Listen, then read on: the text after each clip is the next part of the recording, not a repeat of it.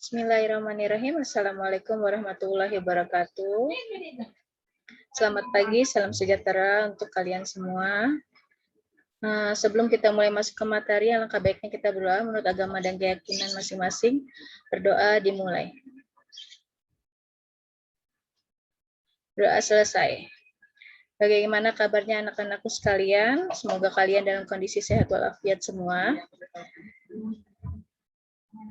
Sebelum masuk ke materi, kemarin kita sudah mengerjakan ulangan harian yang kedua ya. Bagi yang belum menyerahkan tugas ulangan harian kedua, bisa mengirimnya hari ini. Dan yang sudah mengerjakan hingga melanjutkan materi pelajaran hari ini.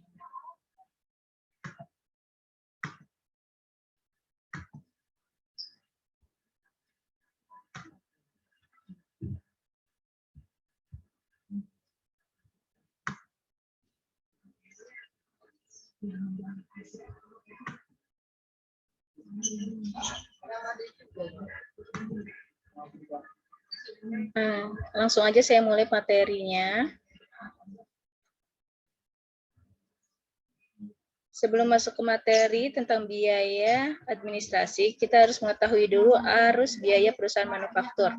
Dari mana biaya bahan baku menjadi proses bahan langsung dan kemarin menjadi barang dalam proses.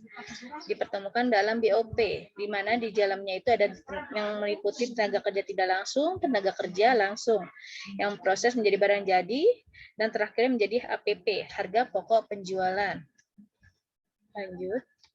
Macam-macam biaya. Menurut Mulyadi, pengarang buku tahun 2005 halaman 14, terdapat berbagai macam biaya dalam suatu perusahaan, yaitu ada 3. Yang pertama biaya produksi.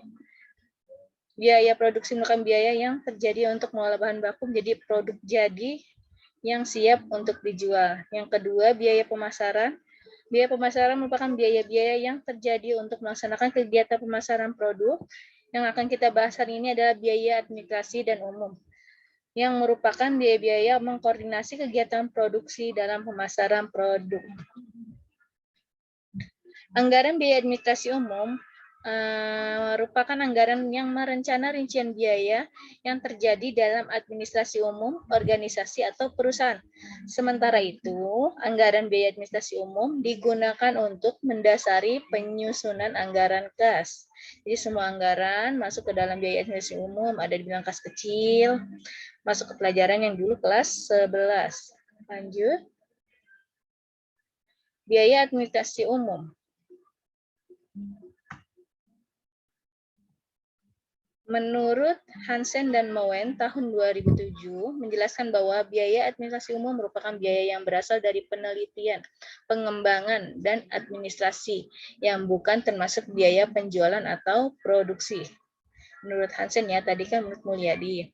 Yang kedua, harus bisa memastikan bahwa berbagai jenis kegiatan organisasi harus terpadu dengan baik sehingga semua misi perusahaan dapat terwujud dengan nyata. Contohnya, biaya administrasi umum adalah biaya alat tulis kantor, biaya jasa konsultasi hukum, biaya gaji resepsionis, dan sebagainya.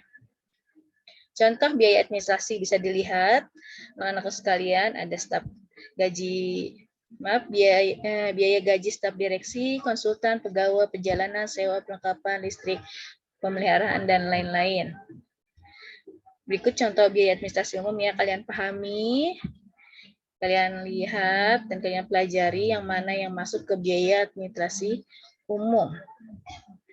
Ada juga jurnalnya.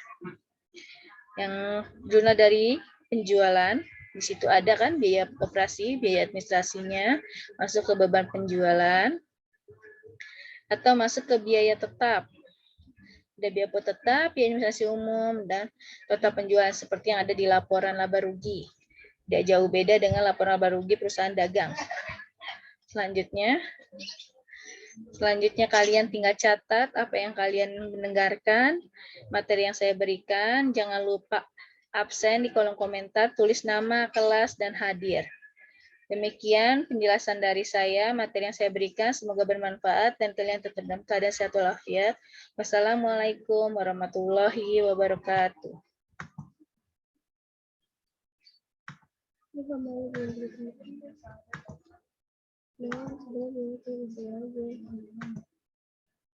Sudah bikin di kolom, mantap.